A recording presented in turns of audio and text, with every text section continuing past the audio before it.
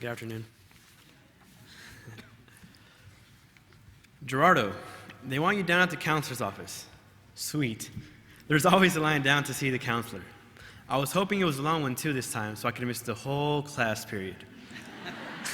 That's all I was ever really worried about back in junior high. I was always looking for a way to get out of class. So I took my time walking down there, only to find out that an AVID teacher wanted to speak with me. Great, there's never a line to see her.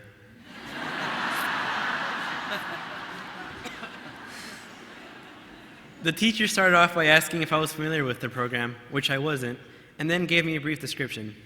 It sounded kind of nerdy at first. I wouldn't lie to you about that. I mean, who would sign up for a class that does nothing but take notes and organize binders? However, little by little, it sounded a bit more appealing. She mentioned team building activities and field trips to universities. Before I knew it, the bell rang and the woman handed me some papers. She asked if I was interested. Yeah, I guess.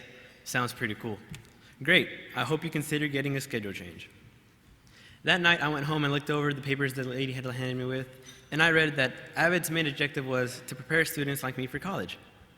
I was a pretty good student, so college was in my future plans. However, I never actually dedicated any of my time to doing any of the research. Most of my friends didn't even plan on going to college, so I knew that if I wanted to make it there, it was going to be on my own. Although I was not a bad student, I did hang out with a lot of kids who, well, weren't really on the right path while I was in junior high.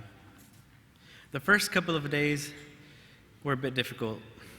I mean, I didn't know what Cornell notes, quick writes, or what an organized binder was even supposed to look like.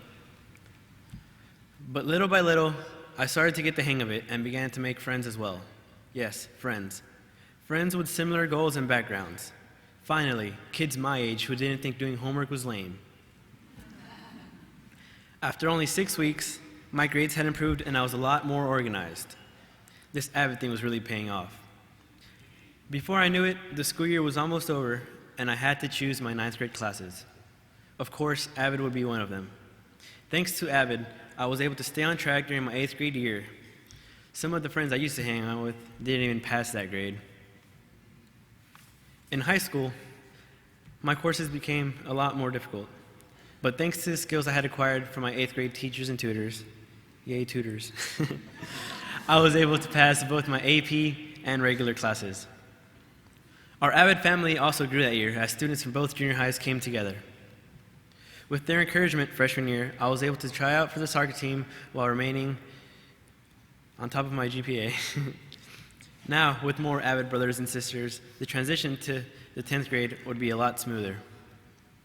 Unfortunately, however, year after year, our class size grew smaller. That didn't stop the rest of us from achieving our goals, though.